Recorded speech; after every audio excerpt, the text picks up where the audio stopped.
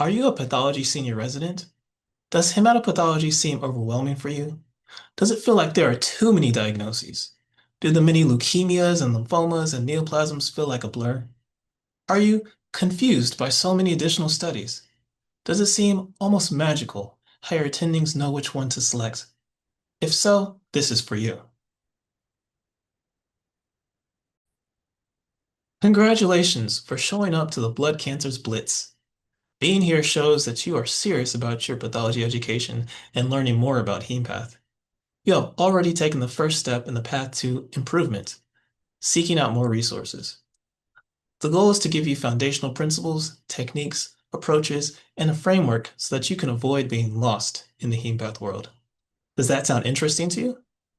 The Hemepath world is vast, but there are ways to navigate through the expanse and go step by step until you arrive at an appropriate diagnosis. This is not just a series of lectures, but an interactive experience. There will be times in which I'll ask you to pause and think, take some notes, go to resources or references, and come back with the answers that you have. Some things might appear counterintuitive, but these are the exact methods that I use to always have a place to navigate within the Hemepath world and never be lost. Who am I? Norris Holly, MD, PhD, board certified hematopathologist, trained at Harvard Bethesda Deaconess Medical Center, now on staff and hematopathology fellowship director at The Ohio State University. With that brief introduction, let's go. How to avoid the biggest mistake. Imagine your sibling or best friend won a popular award. You are given the task of introducing them during the award ceremony. What would you say? How would you describe them? Pause the video for a few seconds and consider.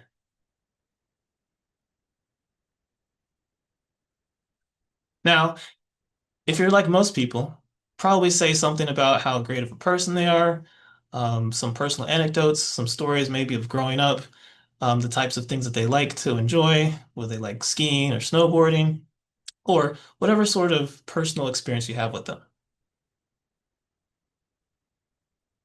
Now, imagine that the same person is lost. Maybe not in the woods, but maybe like a theme park, and you need other people to help find them. What would you say? How would you describe them? Pause the video for a couple seconds and think and consider.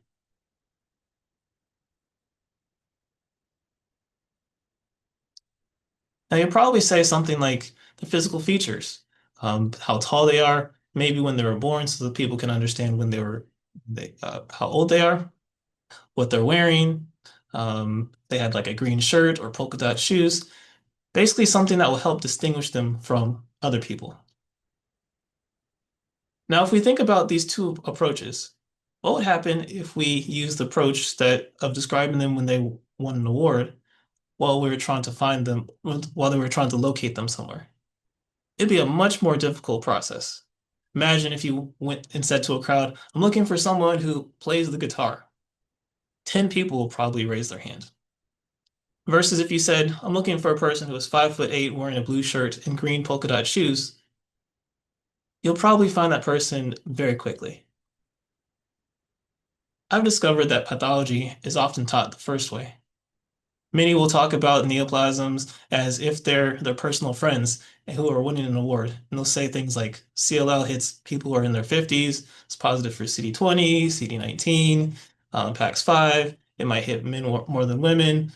It's more common in this area of the world compared to this other area of the world, like they're a close friend. However, I found for myself, I learn best when I think of the neoplasms in the other way, as if I'm trying to distinguish them in the midst of a crowd. For example, CLL is a small B cell with CD5, left one, and loss of FMC7. So I say to you, the biggest mistake, especially for hematopathology, is using the wrong approach. And why? Because in hematopathology, there's so much overlap between the different features. And you can spend a lot of time learning features that will not actually help you distinguish one entity from another. Because different tools take different amounts of time to perform. In other areas of pathology, such as surgical pathology, it's easy to just look at the H&E section and jump to a diagnosis. That approach doesn't really work in Hemepath because there's so many different tools to describe the entities, and some take different periods of time to complete compared to others. Flow cytometry is going to be faster than a full karyotype. However, different situations might have different approaches or different diagnostic keys in either the flow cytometry or the karyotype. Because test questions are not structured like real life. Within a test question environment, you'll usually have four options to choose between. However, in real life, the differential diagnosis is going to be much larger. 10 to 20 things can be in your differential diagnosis. And so studying for tests may not give you the same bang for the buck as preparing for real life. Also, because the defined entities require full clinical pathologic integration. Oftentimes, many things that look the same will have a different diagnosis based on the clinical history. So how do you avoid this biggest mistake? I propose a journey-based approach in which there are four moves to make. Number one, learn the landscape. We're going to cover that today. Number two, turn to the 10 tools. We'll cover those tomorrow. Three, make mental maps. We'll do some of that Wednesday through Friday. We'll develop some mental maps. And then step four, do a deeper dive and explore the entities. And you'll do that from Friday and beyond throughout your entire career in pathology. But using this approach, you'll be able to navigate step by step to a proper diagnosis. So step one, learn the landscape. In the broadest sense, the biggest landscape that we're considering in the Hemepath world is hematopoiesis. This is the process of producing blood cells. There's maturation and differentiation. Differentiation is the process of each cell becoming more of a separate thing. You see it in this chart from left to right. This chart comes from Wikipedia. Maturation is the process of growing up, as it were.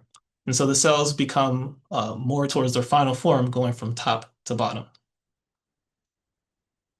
In this chart, we can see the earliest stem cell, top here, can either differentiate into a myeloid progenitor or a lymphoid progenitor or lymphoid precursor. On the myeloid side, there are many steps between the common myeloid progenitor and the final erythrocyte or enucleate erythrocyte. And then there are also maturation steps between myeloblast and the final form of neutrophil, eosinophil, monocyte. On the lymphoid side, we can see that there is maturation, from the common lymphoid progenitor to small lymphocyte, which can either become a T cell or a B cell. B cells further mature into plasma cells. So we have this giant framework of hematopoiesis of the process of progression from the earlier precursors to final forms.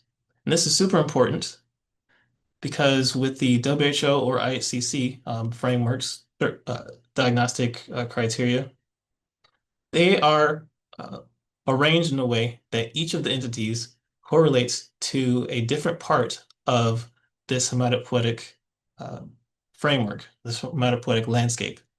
So each neoplastic entity has a otherwise normal counterpart that it correlates to. So if you understand the normal maturation, you have a place or a box in your head to put each of the neoplasms.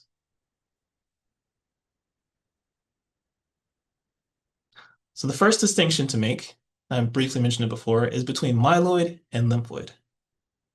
Coming back to this chart, myeloid is everything on the left side, and lymphoid is everything on the right side.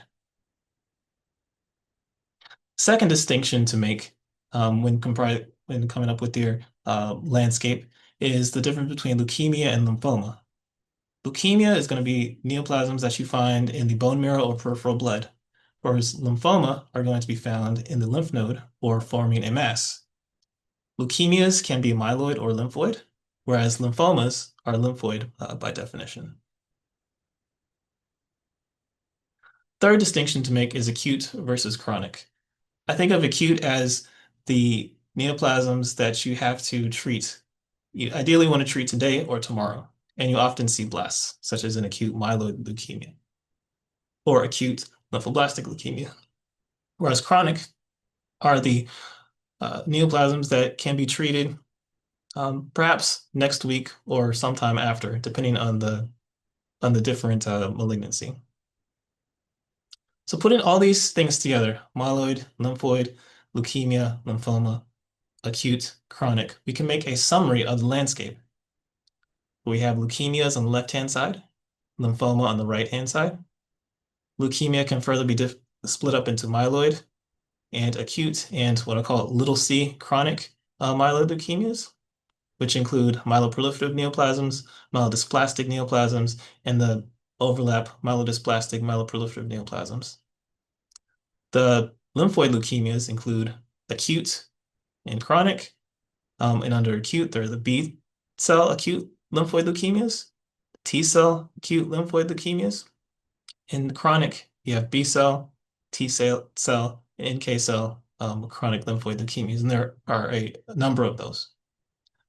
Lymphomas can be split up into B cells, and B cells are typically split up into large cells and small cells. We'll get more into that detail later. It can also be T cell lymphomas, NK cell lymphomas, natural killer cell lymphomas, and plasma cell neoplasms, which are kind of placed under the category of lymphomas because they're lymphoid, but the most terminally differentiated lymphoid cells.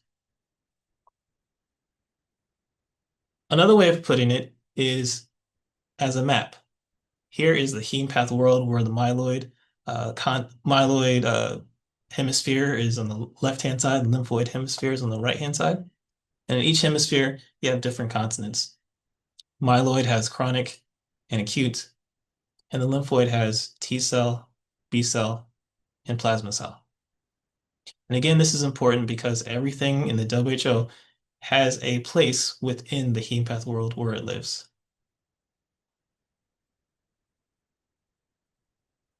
So here's an exercise. As each group of neoplasms show up, pause the video and think of where in the Hemepath world it will belong. First one, acute myeloid leukemia.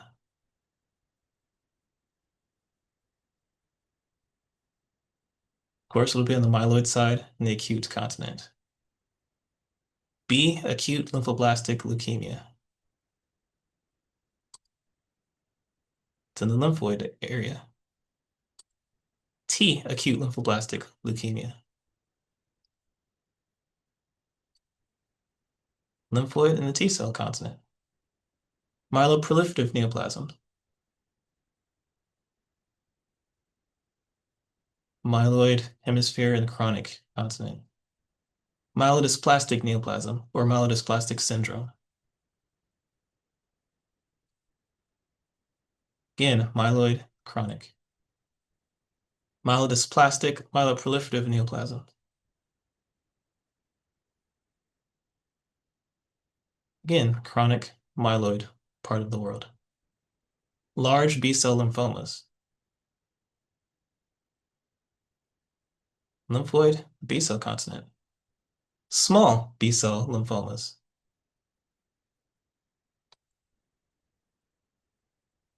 B-cell lymphoid continent. Plasma cell neoplasms. A corner of the plasma cell world. Other T-cell lymphomas. T-cell continent within the lymphoid world. Lymphoid hemisphere. So how do we turn this framework into something that's useful? The next step is to turn to the 10 tools. The tools are what we use to navigate within each continent of the Hemepath world. We'll cover this tomorrow.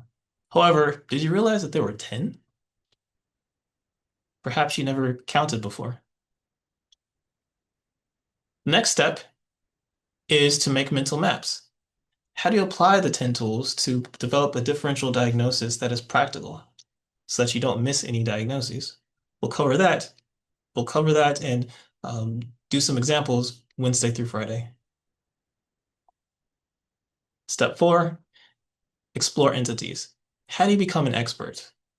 We go back to the first example. If someone is lost in the theme park and once you find them, say their height is 5'10", they're wearing a blue shirt, green polka dot shoes.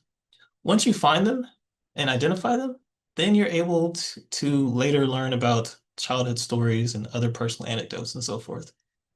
And so once you create mental maps, then you're able to explore entities in deeper um, um, in deeper details.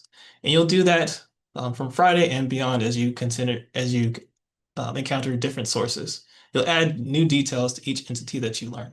You'll find additional details with lectures, sign out, question banks, pathology outlines, scientific publications, textbooks, study sessions, journal clubs, and so forth.